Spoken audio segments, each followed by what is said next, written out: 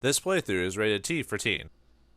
It's time to fly like an eagle, viewers. Greetings and salutations, viewers. While we're back here with another episode of Baldur's Gate Dark Alliance 2. In the last episode, we basically cleaned out some of the side quest stuff. Left the, we left the area of air for a while, and to clean out this, the sharp forest and the skull gorge and all this other stuff. And we're fighting trolls, orcs, all the goblinoids. They're classic D&D creatures. Other fantasies have used them as well. Too bad they're, freaking blocking all the time, but hey, whatever. Maybe about time to start switching back to melee for a while. Just because I do more damage, and that way I can start. Oops. I meant to stun him. Yeah, last episode I was using the dagger quite a bit, but now let's go back to melee, just because melee I do more damage and I can stun them all, so that is a nice change of pace to just throw daggers at them all day and all along. So alright, now if I remember correctly from this dungeon, there is one of these dungeons around here. I don't remember which one exactly, but if you hit a switch in one dungeon, you can go back to another one of the dungeons in the area and get some treasure, I believe. So we'll see. I'm trying to remember if it was this dungeon or if it's one of the other dungeons. So ooh, slow down. Frame rate, frame rate. Poor precious frame rate. Why would you slow down like that? Anyway, yeah, these orcs are nothing. Even though usually orcs at low levels in D&D are pretty dangerous, just because oh god, orc wizards. That's surprising, because orcs have like negatives to their intelligence, so it probably means they're not that very good at being wizards, but they can still be wizards. Either that or there's some weird subclass like shamans or something like that that can do magic. But usually shamans are kind of a combination of healing and magic. Usually healing with sprinkles of magic in it, or sprinkles of regular, like wizard magic. I mean, because technically cleric magic is magic, but in D&D there's clerical magic and oop, I got a. That's not. That's I think it's just a. Doesn't look like a troll, so. Oh no, maybe it is a troll. Looks like more like a giant than a troll, though. Because it was slightly different. No magic missile. Ow, okay. Fine, I'll take your magic missile. Whoa! Alright, time to go back to dagger, I guess. They want to range the crap out of me. Well, it's working. It's working.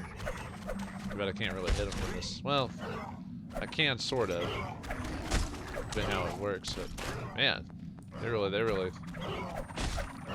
One of the benefits of at least poisoning them is that you do that they get damage while they're poisoned, so you could like poison them, run off, and then come back. And since I was about to say since they're not blocking, but these guys like to block. So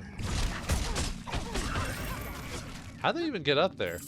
I think that's supposed to be a glitch. Oh no, never mind. I forgot they reuse assets in these caves. So for a second I didn't see the stairs because of the lighting in my room. I was like, oh, okay.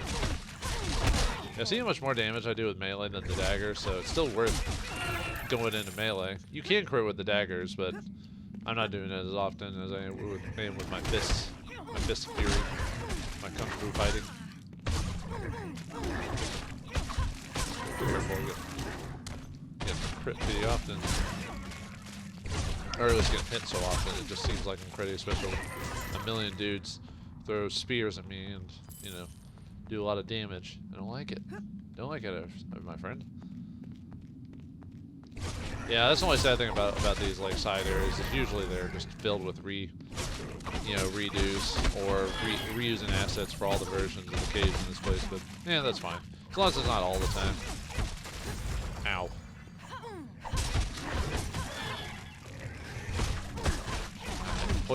Poison me, son. I thought I hit him with the stun, and then there's a switch that we saw before when we first came here a while back. So, all right, let's flip that switch on the chair. The mighty chair. Wait, is there? Oh, never mind. Thought I saw something else pop up, like something I could grab or something. So, all right, got some gold. Oh, I grabbed something I didn't get to read. Money, gold, aquamarine. This is probably it. Ooh, flaming short sword. Not that I need it. Oh, bomb! It's a bomb! Oh, there's a little bed there too. Potion, half plate boots. All right. I wonder why there's a. I think you can actually, because there's a. Oh, there it is. I was like, I thought there was a spot to get a little. Ah, here's the exit where it can take you down to the other area, back to an old part of the cave. So I don't know if that was there originally. Like, I think they added it for this part because I don't remember when I came to these caves if there was that secret part. But I didn't finish the exploration part. There's still like another little section to go before we head back this way. Probably should have sprint. Oh, whoops. Right. Probably should have cleaned out the rest of it before doing this, but in the heat of the moment, I just go one direction and boom, I'm heading that way. I think was it. I already did that way. Yeah, if they actually kept the map here like an actual dungeon, I could, you know, figure out where I've been before instead of having to double check myself. Oops. All right.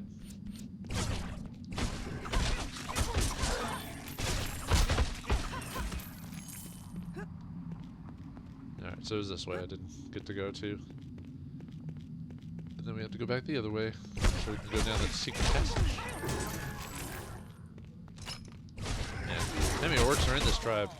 I think in 2nd edition a tribe of orcs was like 24 to 50 or something like that. I think we killed more than that by this point. But who knows? Maybe I'm wrong. I mean, that's more of actually, that's more of a general term. Ooh! Got Ettins. Ha! Stun you! Stun you! Oh, got another one of that blaring beat noise. Yeah, I got like hurt that guy like multiple times. It was crazy. That's the problem with having bigger creatures in like games like this and hack and slashes, that if you have the ability to stun them or something like that, it's just easier to kill them because you only got one character to fight, so you can just pour all your energy into that one attack on this guy. It's the same with D&D or any tabletop version, that if you have a boss that's just by himself, 9 times out of 10 the players are just going to wreck the boss no matter what. Actually, these guys might be hill giants, actually. Oh wait, no, didn't we fight hill giants that are a little bit different than that? So I guess there might be a variation of the troll. I mean, they look more like trolls anyway, so. But yeah, in D&D, usually if you give the players one target, they'll all go after that one target. So usually, you know, rule of thumb for you DMs out there, if anyone's like that watching or listening, or watching, always put minions with the boss, even if the minions are like one-hit minions, you know, just so the boss just doesn't go down to like one turn or something like that. That they like they have to fight the minions to get to the boss, even though most smart players will still go for the boss. But you know, if the minions have, you know, like, you know, minions give them like 1 HP, but give them the full stats of whatever monsters they were fighting. You know, if you want to make them like super strong, but they all die in one hit, you could do that, and that would give the idea that they're killing things, but they wouldn't be so much of a threat that they would stick around forever and drag out the fight, for example. So, alright, let's go to the secret passageway. And basically this just takes us to one of the other caves we've been to before. So, but we get in the back end, so. Ah, those rocks, man. Actually, I kind of remember in the previous game, the rocks doing a ton of damage when I played my sorceress in that one. Which, I mean, she was a sorceress, so. Which is weird in that game. They didn't make her, they made her a wizard that could eventually buy like heavy armor and stuff like that. But they never gave her like mage armor or shield spells or something like that. So it made it a way for her to get like AC in her own way, which made more sense. Because usually wizards in D&D aren't supposed to wear heavy stuff. I mean, you can. It's just they get like a huge arcane penalty to do it because of how heavy the armor is. So they have trouble casting spells while wearing a, you know, full plate mail and stuff like that. So, man, these guys hit me pretty hard. Guess I got a few lucky hits. Remarkable. Remarkable. Brilliant. We should be able to get to the back to the wind area today. That's the only reason why I said the quote on is because we should be able to finish the rest of these caves off and get to the plane of air. I don't know if we'll get to the boss. We'll see how. I might try to get to the boss today. There's the troll again. Maybe those creatures that threw with the rock were supposed to be hill giants, even though they look more like a. Oh, that's right. Oh wait, no. Right, that's why he's getting back up, because I forgot to equip my acid ability. Because if you don't kill them with fire or acid, they'll just keep getting back up over and over and over again. I mean, technically you can kill them without that. There's like at least in certain versions of D&D, you can use an ability called coup de grace, which basically finishes someone off before they heal fast enough. Because you could just bash a person multiple times until, you know, they die. It's just, you know, the idea is that it's supposed to be really hard to kill trolls and that they always regen, so you have to do some crazy stuff. So fire and all that makes it a lot easier. But I don't think... Yeah. Alright, yeah. Where the exit is... There we go, over here. So, alright, let's get out of here. I think we grabbed everything there. Alright, yeah, see how it took us from this cave, and then if you look up, there's that exit? Yeah, it took us back to the back end of that, and allowed us to get everything there. I think we're done with this place.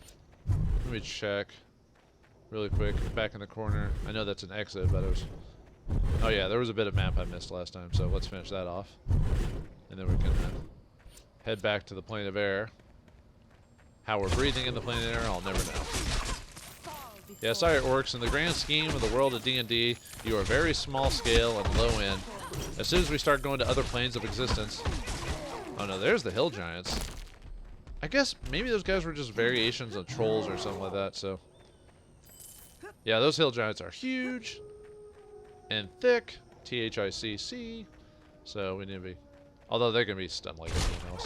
Oh, right, got it. That's why I didn't mind getting rid of my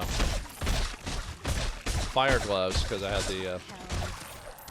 had the poison knife. Ouch. Yeah, it did quite a bit of damage to me. I just gotta prepare for that.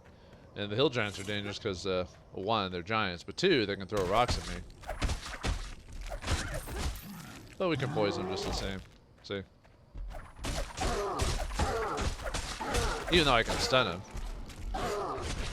Oh, right, I can't stun giants. That's right, they're too big. Oops, never mind.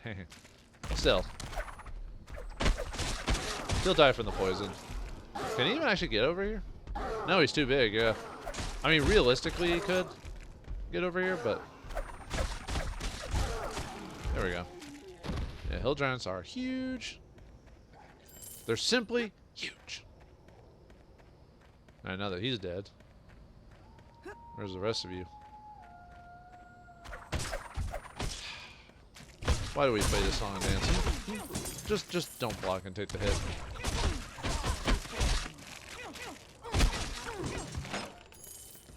Actually, I don't think these are supposed to be orcs. I think they're supposed to be like hobgoblins or something like that, because they're too big. Well, not hobgoblins. They're bigger than that. Oh well, anyway. Alright, we're done with this place, so let me go back to Baldur's Gate. And what I'll have to do, actually, it might not take me, because enemies don't respawn after you kill them unless that chapter changes. I was about to say I would go to the plane of air and kill all the, go through it again to back to that one spot, but I should be able to do it without even having to worry about that.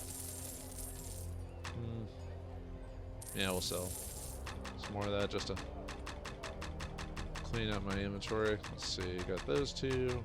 Amulet, okay. So just sell the rest of these. So, yeah, like that. Yeah, no, +3 items aren't really important to me anymore. Yeah, we're good on that. I mean, that's pretty good, but... Yeah. Let's see, yeah, so... break that down. Yeah, we'll just break it down. Break it down. Break it down. Alright, now if we want to go back to the wind area, because we can't do it on that map, we have to go back to Umdil again, and or Omdil, whatever, and get teleported back to the plane of air. Or Ondwheels. It might be Ondwheel. Anyway, sorry I just randomly popped up out of the... There is generally very little solid material in the... Yeah, sorry for just randomly recalling from the plane of air. You're probably wondering why I didn't just pop back into it. Well, I forgot about my subplot that I was supposed to do with my character so I could get all my new skills and everything like that, so... I haven't really been utilizing stealth, even though it's a pretty useful ability. Yeah, let's go ahead and save it, so we're not falling all willy-nilly all over the place, so... But with the dagger, at least I don't have to get right next to them to clean out the monsters. Even though the monsters are just basically the physical manifestations of the elements. Like, you know, wind, earth, water, fire, heart. You know, the typical stuff.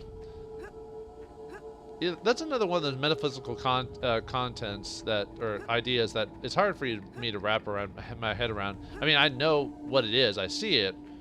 I just, from a game mechanic standpoint, it's just I'm attacking it. But how do you attack the literal manifestation of air? Like seriously, it's a freaking tornado. How do you throw something into a tornado?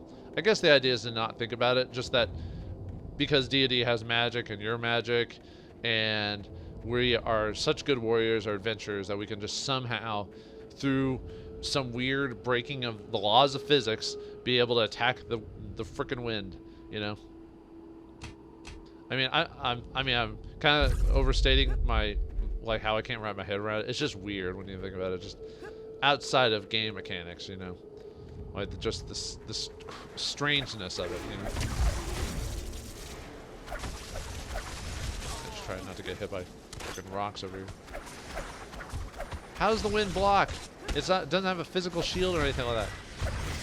Oh yeah, because the wind is resistant to poison. Red. Oh, I hardly ever show off the red condition or red marking. That just means they're resistant to it. So the poison dagger is doing no poison damage to them because they're immune to poison. Yeah, see how much easier that was now that I didn't have to run up right next to him. And how are you? Oh wait, you're air. I think realistically in the plane of air in D&D, there's technically no spot for me to land on, like, period. There's not supposed to be actual land on it because it's air. It's the plane of air. So the only way to actually, like, to live or explore the plane of air is basically being able to, one, to be able to just breathe air. So I'm just assuming gameplay-wise, Omdwheel casts like a planar protection spell on or something like that, because there is in D&D spells that actually do protect you from the planes that you go to. So if you went to the plane of fire, if you just had a spell cast on you, you'd be immune to basically immediately being destroyed while stepping in the planes. Because I think in the plane of air, if I recall, all the air gets sucked out of your lungs or something like that as soon as you run inside because of how windy it is. So you can't suffer the gale force winds.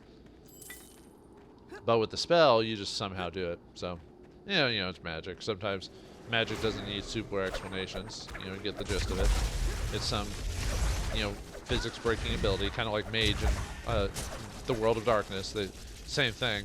Although mages in that world actually break the laws of physics. I think that's even in the description, like, of magic, that they do it because they want to or something. I forgot how magic actually works in that world. It's because a lot of things in that world work on the idea of belief. You know, if people believe in it, it'll come into existence. Stuff like that. If a wizard wants, to be able to cast Fireball or manipulate time or something like that, then it just happens. That's why I almost prefer playing as hunters in that world, because they're a bit more grounded. They're just real people that somehow saw the badness in the world and that just somehow got powers from it. I think there's another... Yeah, this part might be a little nasty because of it.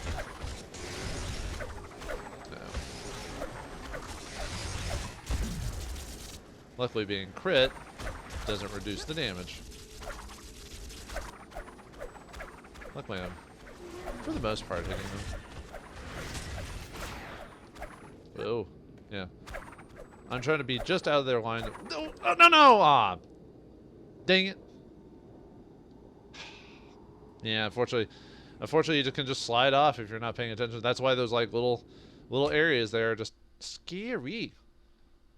Because even if you know what you're doing, you know, if you fall off and there's no, like I said before, there's no like in previous areas where there was like a hole in the ground where if you just fell in, you fell. But the game gave you like a few seconds to like get your footing and maybe jump out of it. It's because of the wind mechanic where it's like it's pushing you at all times, so it prevents you from jumping at the last second, or at least I'm having trouble. Maybe it's possible to do it without having to worry about that, but I'm just gonna assume it's because of the wind mechanic.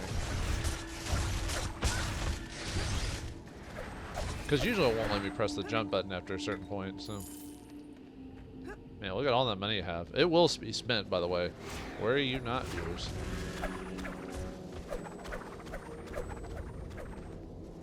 Yeah, I can't believe I got pushed out at the last second. You just have to be paying attention, that's all. And I know it doesn't, you don't move every second. It's like every once in a while it pushes you. Of course, a potion does it from far away, so I can't get to it. I was hitting something.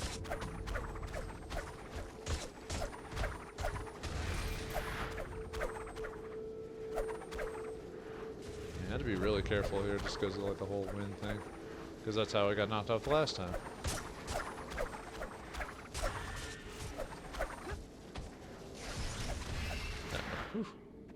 Wasn't there like a elemental over here? No. At least you guys, yeah, you do damage to me, but it's only lightning. Yeah, one of the few times I'm just gonna be a little punk and just hit from far away with range. Because usually I prefer melee combat, just because it's up close and personal, and you know, I can do a lot of stuff with it. But in this case, nope. Ranged all the way. You would think doing ranged in the plane of air would be a really bad idea, because if you threw a dagger, it'd just be flown to that stratosphere. But nope, because it's a magic dagger. That's all you need to know. So for those of you who like really criticize like movies and stuff like that, or games, for not being realistic enough, you're gonna have a field day with this one. Not that I have a problem with over criticizing stuff. I think it's important in some cases for the purposes of keeping a sense of believability in a story. But I think there are cases where you have to kind of just, I don't like the term shutting your brain off, but you just have to suspend your disbelief, basically, for a short period of time. I don't know why, I really hate the term when people say, you just gotta shut off your brain. It's like, well, one, yeah, I'm gonna be that guy. It's like, one, you can't do that because you die. But two, it's just like, why do you have to shut off your brain to enjoy something? Why can't you like leave it on and enjoy like what your brain sees, either the sights or the sounds or whoa, or something like that anyway. I don't know. That's just me. Maybe I'm wrong. I'm always wrong, but I'm wrong in style, right? Yeah. Games does the tricksy thing where they have so many enemies that are far away, you have to pretty much use ranged. The only problem is if they drop anything randomly, yeah, you're pretty much out of that gold, so, or potion or whatever. But luckily, it's not too much gold that you're missing, so I think it's technically possible to get to some of those islands, but yeah, it's not worth it. Not really. Oh yeah, and obviously in the plane of air, the map works differently there, obviously, because you know it's the plane of air. And if there is a map, you can hardly tell because it's white on white, you know. Just got to tell you, man, white on white, not a very good idea for. Oops. Nice on one too. Yeah, see, there's not even any. Whoa.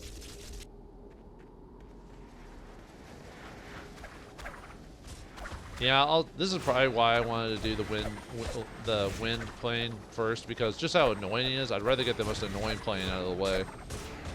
Because none of the other planes have like this mechanic where you get shunted all over the place and all that. You would think they would be just as dangerous because you know they're like water or whatever. Well, water, from what I remember, is not that bad compared to the plane of wind. Stop blocking.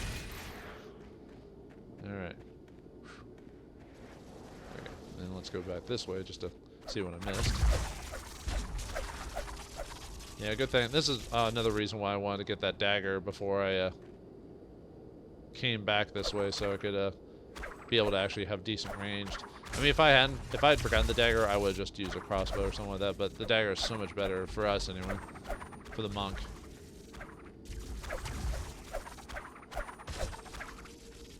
I didn't die.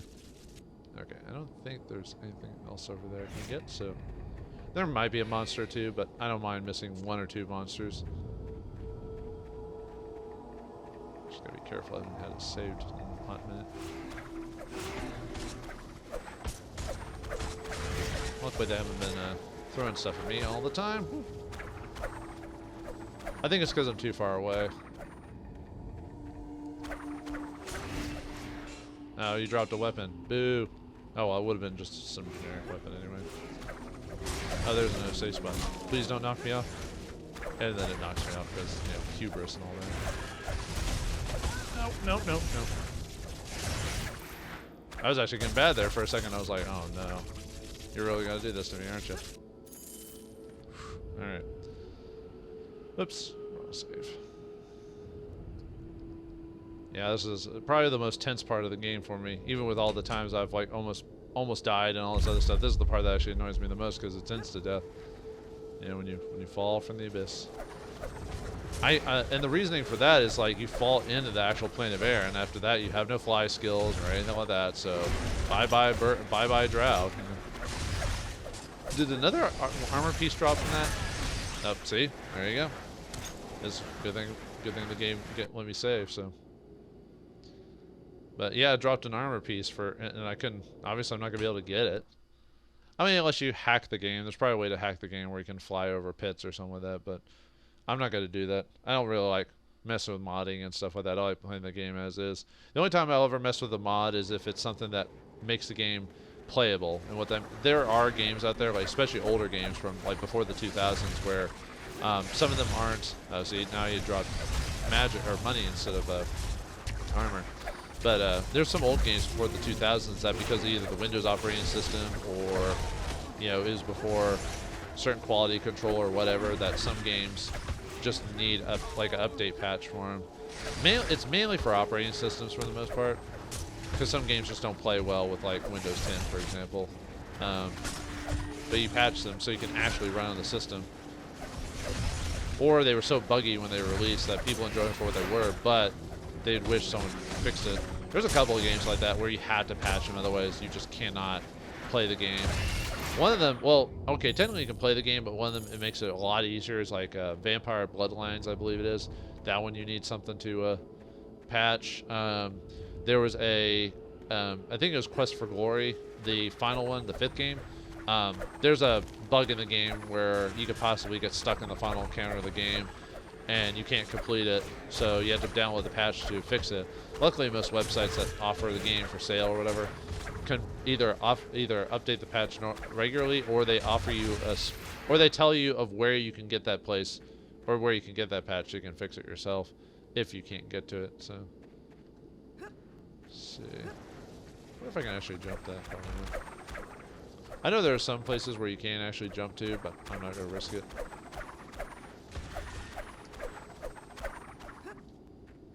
Yeah, see, because of the wind, it's way too weird for me to jump it.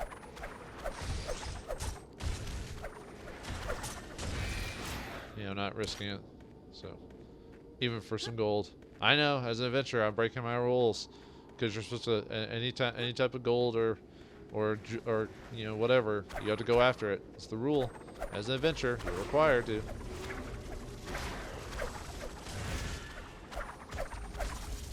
Game, man, keeps trying to push me into the hole.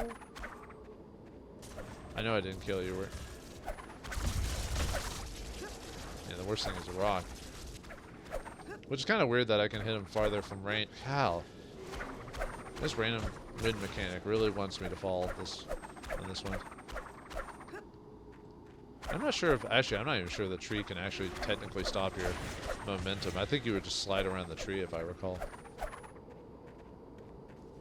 Let's get over here. That might make it a little bit easier. Oh, there's a safe spot too. There's just a bit more room to finagle. Come on. There we go. Nope, nothing dropped. Alright.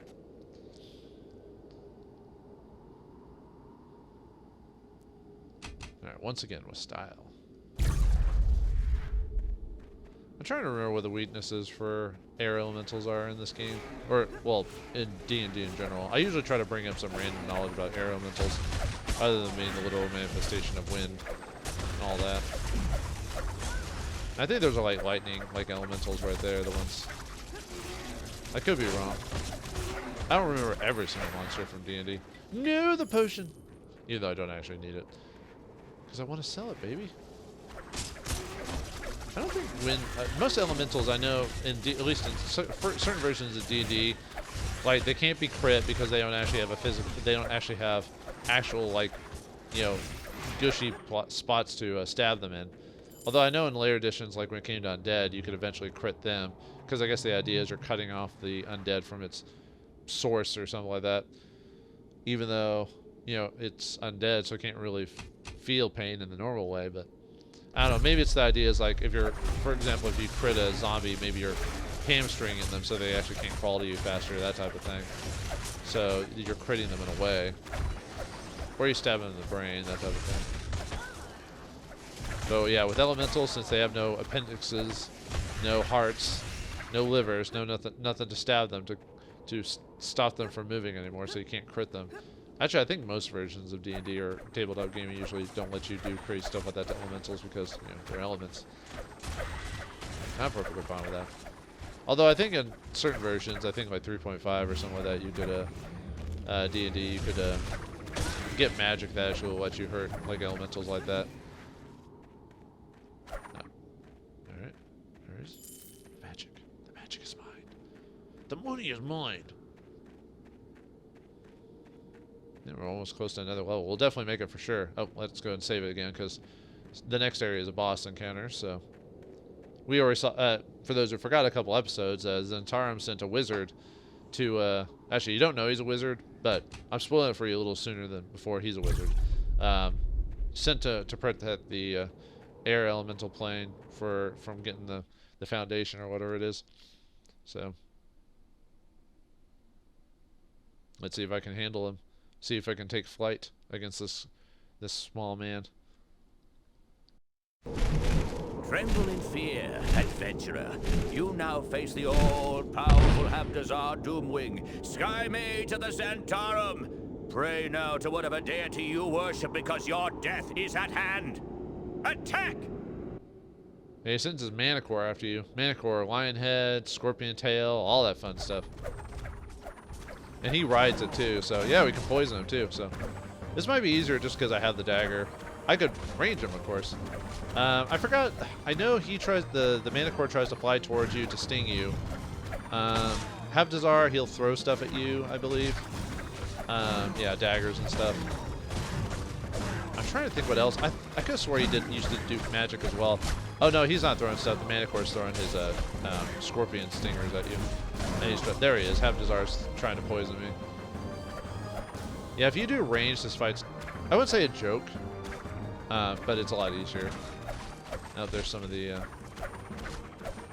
Zentarum goons that you can see in the background. I believe they attack after we kill Habdazar or something like that, or maybe it's halfway during the fight. It's been forever, so yeah, he's blocking all the time.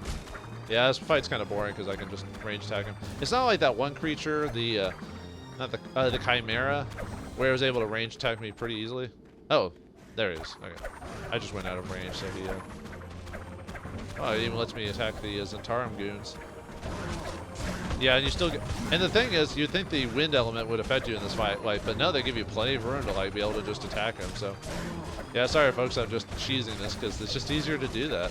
I mean, if I have the game mechanic to do it and it's let me do it, I'm gonna do it. I'll be at me with one of your poison things, huh? Yeah, like I said, he's one of the easiest fights in the game, despite being in one of the more annoying areas in the game. Habdazar escapes.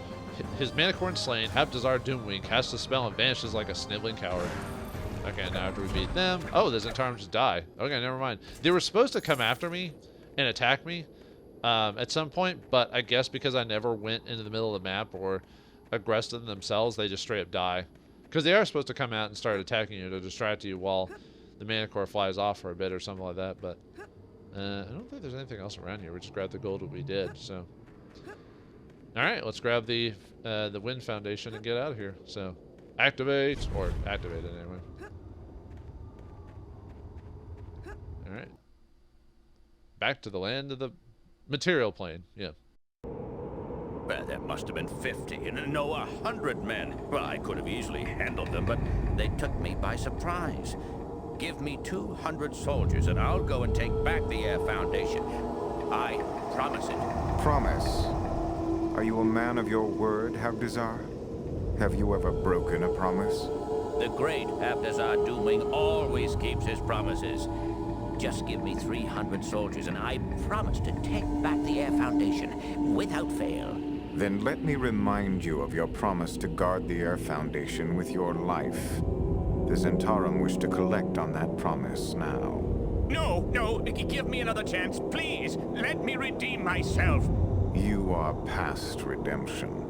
But rest assured, I will let the world know that Habdazar Doomwing was a man of his word.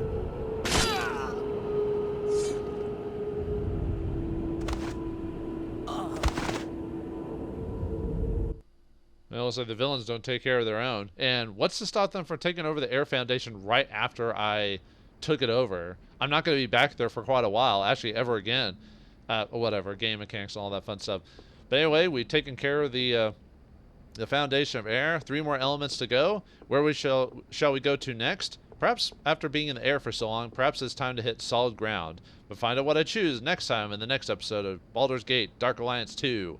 Thanks for watching, hope you enjoyed, and I'll see you next time.